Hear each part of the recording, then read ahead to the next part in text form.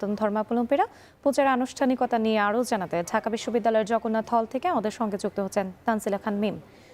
তানজিলা, আগের সংবাদে আপনার সঙ্গে যুক্ত হয়েছিলাম, আপনি বলছিলেন যে ৭৫টি পূজা মণ্ডপ বসানো হয়েছে এবং সেখানে আসলে কেমন ভক্তদের ভিড় দেখতে পাচ্ছেন, এই মুহূর্তে পূজার আনুষ্ঠানিকতা কি চলছে?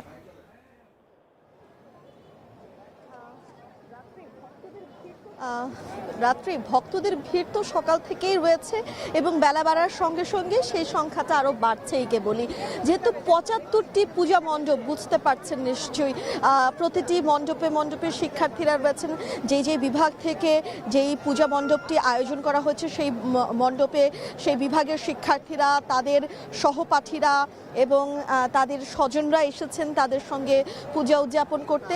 সেই সঙ্গে অনেকগুলো পূজা মণ্ডপেই কিন্তু ইতোমধ্যে পূজা সম্পন্ন হয়ে গিয়েছে এবং কয়েকটি মণ্ডপে কিন্তু একদম ছোট ছোট শিশুর যারা রয়েছেন, যাদের আজকে হাতে খড়ি হবে, প্রথম তারা লেখালেখি কিংবা এই যে পড়াশোনার যে জীবন, সেই জীবনে পা রাখবেন আজকে তারা। তো সেই শুরুটা দেবী সরস্বতীর হাত ধরেই যেন হয়, তাই তাদের বাবা মায়েরা এখানে নিয়ে এসেছেন। শুধু এখানে না, পুরো সারা দেশের যে মন্দির মণ্ডপ রয়েছে সেই জায়গাতেই কিন্তু আজকে এই শিশু কিশোররা এই প্রথম হাতে খড়ি হবে তাদের।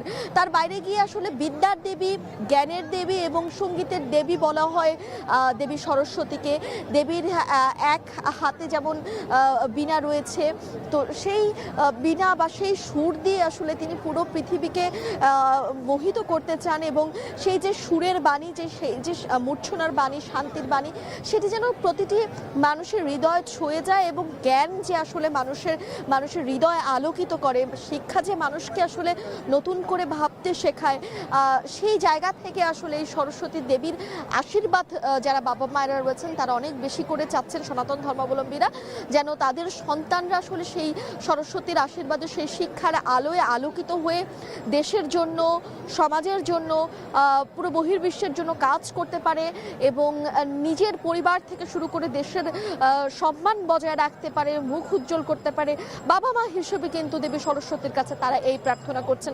আর যারা শিক্ষার্থীরা রয়েছেন তারা তো বলছেনই যে আসলে যেহেতু বিদ্যার দেবী সরস্বতী, তারা সারা বছরই আসলে যে যা কিছুই করুক না কেন, সরস্বতীর কাছে তারা প্রার্থনা করেন যেন ভালো ফলাফল তারা অর্জন করতে পারেন। এবং এই যে ৭৫টি পূজা মণ্ডপ সাজানো হয়েছে, এই এক একটি মণ্ডপ কিন্তু এক একটি থিম কিংবা এক এক রকমভাবে দেবীকে সাজিয়ে তুলেছেন শিক্ষার্থীরা। যেমন আমি সাংবাদিকতা বিভাগের যেই পূজা মণ্ডপটির সামনে রয়েছিলাম, কিছুদিন আগে আমরা দেখেছি প্রথম আলো এবং ডেইলি স্টারে মব হয়েছে, তো সেই জায়গা থেকে তারা আসলে সেই বিষয়টি, মব সন্ত্রাসের বিরুদ্ধে তাদের যে প্রতিবাদ, সেটি দেবী সরস্বতী পূজা মণ্ডপের মাধ্যমে কিন্তু তারা ফুটিয়ে তোলার চেষ্টা করেছেন এবং তারা এই যে দেবী সরস্বতীর একটি শান্তির প্রতীক এবং শান্তির দেবী, জ্ঞানের দেবী, সেটি কিন্তু আসলে তাদের পূজা মণ্ডপের মধ্য দিয়ে তারা সেই বার্তা দেওয়ার চেষ্টা করেছেন এই শিক্ষার্থীরা। এই ছিল এখন পর্যন্ত আমার কাছে জগন্নাথ হল থেকে সবশেষ রাত্রি।